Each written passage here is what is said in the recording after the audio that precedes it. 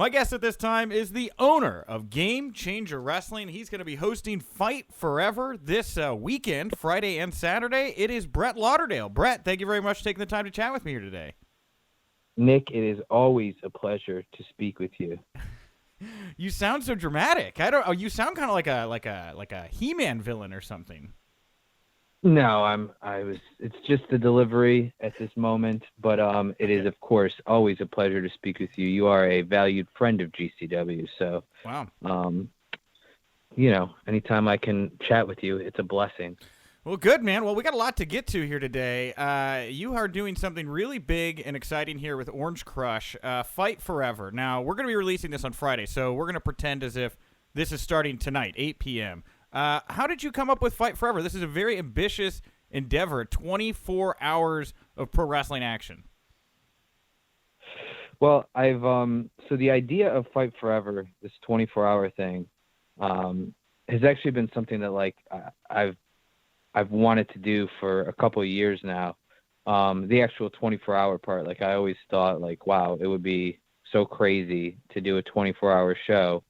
And, GCW's thing is doing crazy stuff, and, we were so busy the last couple of years, and it's just, I just never had a chance to fit it in at the right time and place. Then, we fast forward to the situation now, and, over the last couple of months, as everything has dramatically slowed down again, and once again, all these independent wrestlers who went from 3, 4, 5 shows a week now again down to literally nothing. Yeah. Everybody's hurting and looking for work and just looking to get busy and do something. So the idea just crossed my mind on, I want to do something to help people. And this is a way to merge the 24-hour idea and help as many people as possible. We've had success with these, with 2 of these fundraiser events in the past over the pandemic, and this is the biggest way to bring it all together, help as many people, bring the entire wrestling community together. Let us all support the wrestlers all together on one historic event, and that's how Fight Forever became a thing.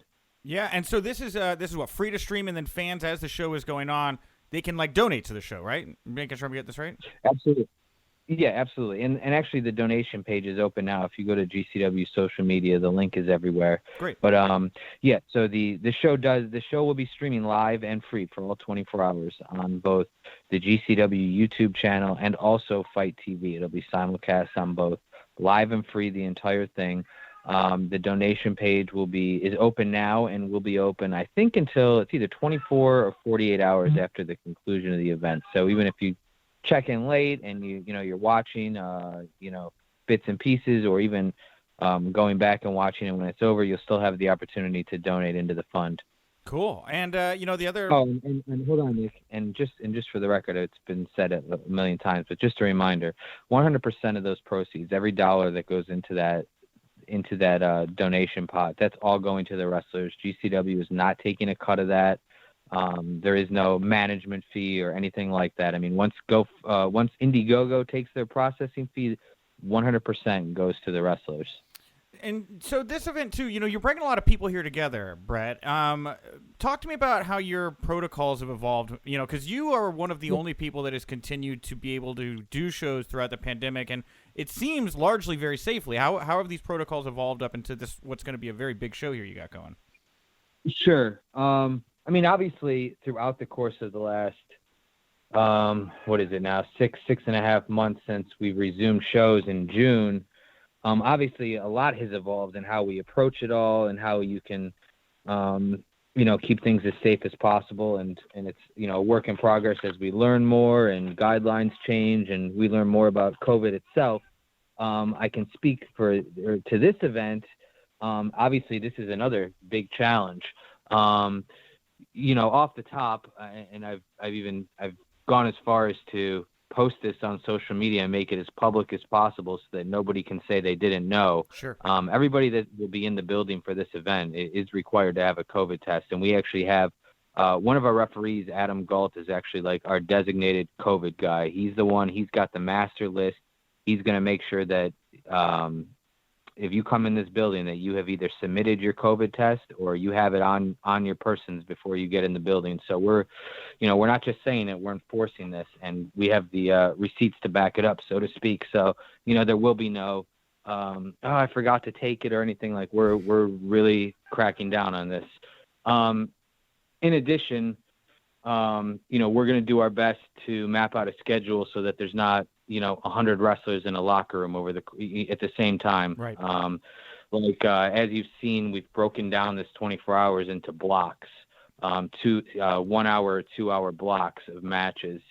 So what I've been working on, the last couple of weeks, and I will continue to work on up until this thing starts, is I'm going to kind of block out times for each person to come and each person to leave, so that, there's nobody sticking around for 16 hours and clogging up a locker room when they really only need to be there for 2 or 3. So we're going to be really mindful of that. And of course, we're going to be doing our best to keep things clean in the ring, and, in the locker room, we'll be sanitizing on the go. So, we're going to, as we've done from day one, we're going to do our best here. How are you holding up, Brett? This sounds insanely stressful. You're taking a lot of people's livelihoods and trying to take care of them. You're also being the guy whose name is on the paperwork when it comes to presenting this stuff. How mentally are you holding up right now? This has certainly been challenging, obviously, and it's exhausting. And this whole thing, this whole pandemic lifestyle has been exhausting. And I do feel a lot of responsibility, and I do feel that burden. But that's one of the things that drives me.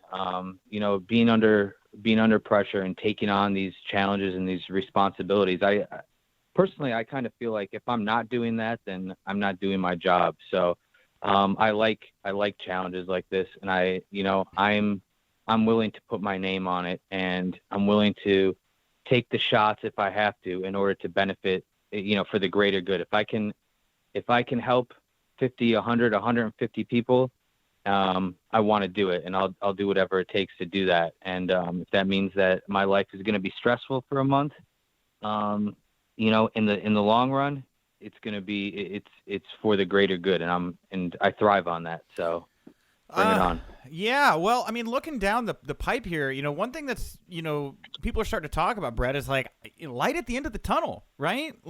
Many people thinking by the end of the year, maybe, knock on wood, we could be back to some kind of sense of normalcy. What does your pulse say here right now? Are you expecting a huge windfall of business, when people are allowed to come back and start doing shows again?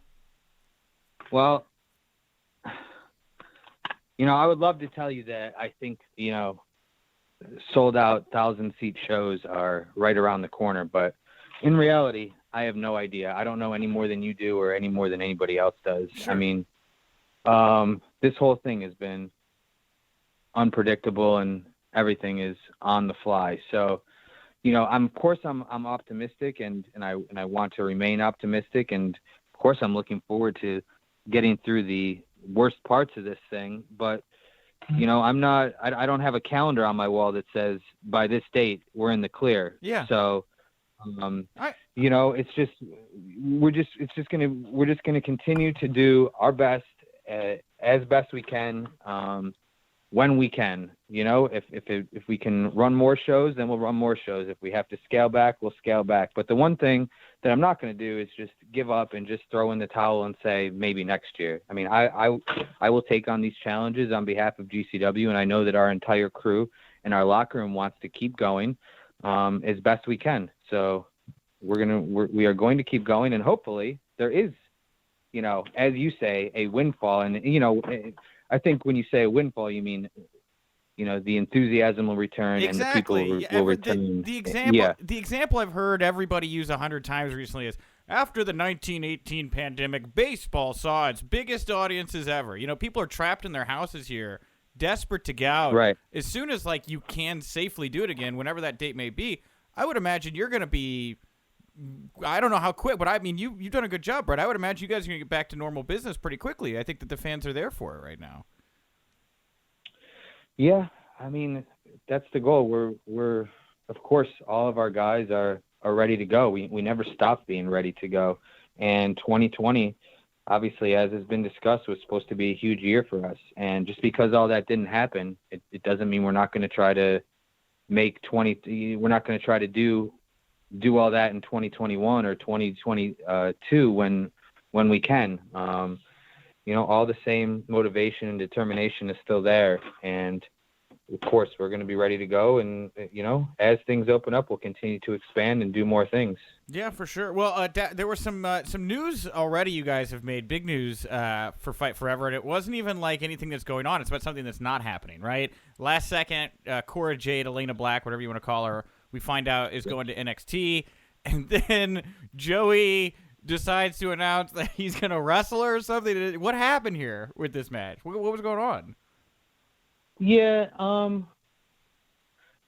So, yes, that was a match. It was a match, and it was cleared. And then I think what I really think happened. I would love to say, oh, the evil WWE stepped in and screwed us and whatever. But I don't know that's. I don't think that they were. That was necessarily the case. I think that as far as Elayna Black goes, there was a certain timeline they had on when she was going to report and she would start, becoming a part of their product. And I think what happened was her timeline kind of got sped up. And I think that, at one point WWE gave her the permission. And then once it got sped up, they kind of decided it was time to roll it back. And I think once the match was announced, probably, this is just my guess, somebody within the organization said, hey, we need you now, so can't do it, So, yeah, I mean, that's what happened. It was announced, and then 20 minutes later, we were asked to unannounce it.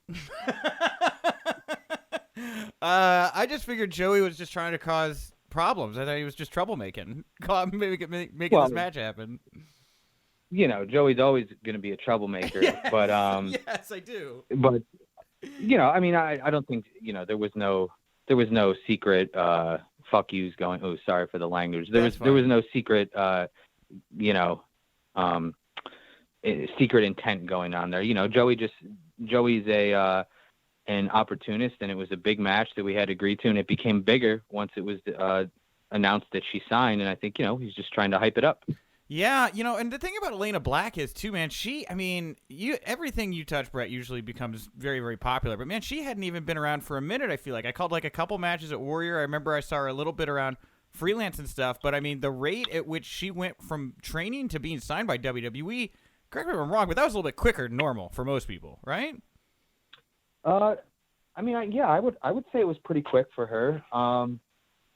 But she's really talented, and from my understanding, she was invited to a tryout and she killed it. And if they invite you down there and you are everything that they're looking for and you deliver, I mean, they're going to sign you. As we've seen over the last year or 18 months, all the old rules of who gets signed and when they get signed and how they get signed, they've all been thrown out the window. Now anybody can be signed on any given day. And if you impress the right person, doesn't matter if it's your first day wrestling or you've been wrestling for 20 years, if they want you, they're going to sign you. So, but props to her. I mean, she's worked hard and she's very passionate about it. And right now she is where she wants to be. So I'm excited for her. Rock and roll, man. And just as a promoter, Brett, I mean, it feels like anybody with any kind of cachet or clout or buzz around them has kind of been picked up over the last year. I mean, the indies aren't creating stars as quickly as they could just because of circumstances. I mean, from your end, do you worry about running out of draws? Or the pipeline drying up? Is that anything you think about? Well,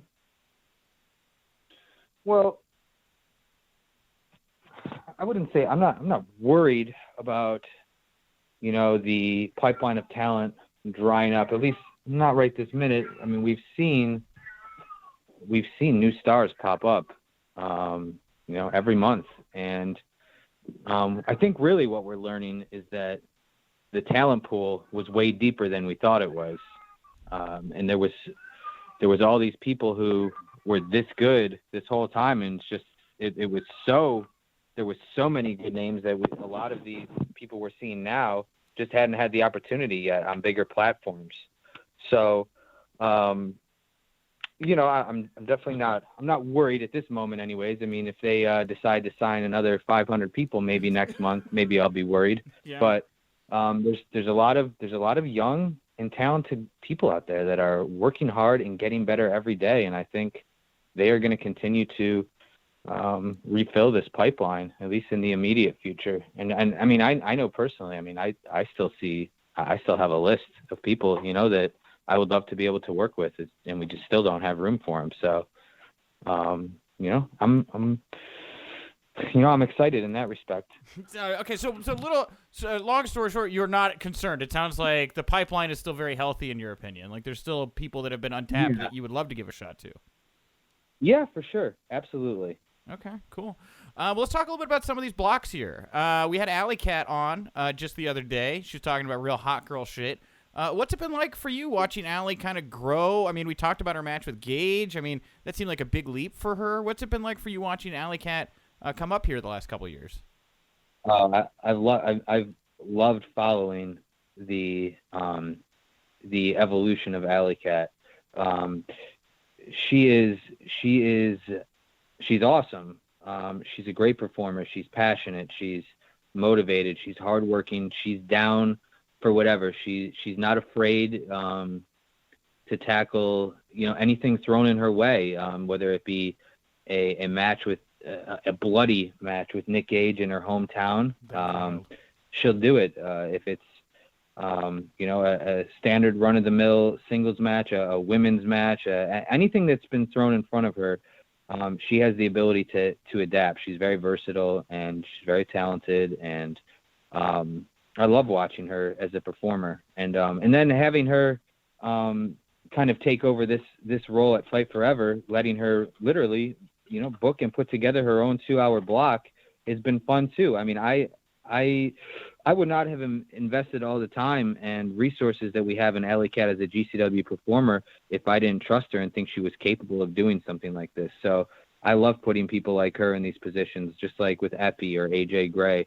You know, I trust them with the GCW brand, and this is just an extension of that. It was weird to me talking to her. I hadn't really realized or thought about the fact that GCW hadn't done an all-women's show or had like a flushed-out kind of women's division. This seems like a kind of a bigger step for the company, bringing her on in this capacity and letting her do this kind of stuff. Yeah, I mean, women's wrestling is you know, it's a whole different world. You know, when you talk about exclusively women's wrestling, and you know, we've seen there's been some promotions that have been established leaders in that field, and you know, people like the Shimmer types, and it's always kind of just been like, you know, GCW defers to them when it comes to women's wrestling, but when, you know, at this moment, there's not a lot of activity for women's wrestling, at least standalone promotions. So it just seemed like, as far as Fight Forever goes, you know, for one day, you know, on this day, why can't we give a couple hours to women's wrestling? And I don't need to do it. Let's put a woman in charge of it. Amen. And that's, yeah. Good. Well, that's good. That's good promoter talk. I'm happy to hear that, Brett. Well, last thing I'll bring up here, man, I'm a big Jimmy Lloyd fan. Up all night. What can fans expect from this late night cacophony here? And how have you been able to keep your hands on Jimmy Lloyd? I mean, I see so many people cycle in, cycle out. This guy's become a stalwart. He's such a, you know, mainstay, I feel, for GCW now. Yeah. You know, the up all night block is going to be a fun one. It's, you know, a little more different style, newer faces or less frequent faces on that block. And, you know, quite frankly, most of Jimmy's favorites, you know. Cool. As far as Jimmy goes, Jimmy and GCW, I mean, Jimmy is basically, he's a day one GCW guy from the time he was, I don't know, 18 years old or 17 years old, whatever, since he was a student still. And even before he was a performer on GCW shows, he was there helping and doing whatever was needed to be done. And, I mean, Jimmy paid his dues and worked his way up in GCW, and he was always down to do whatever.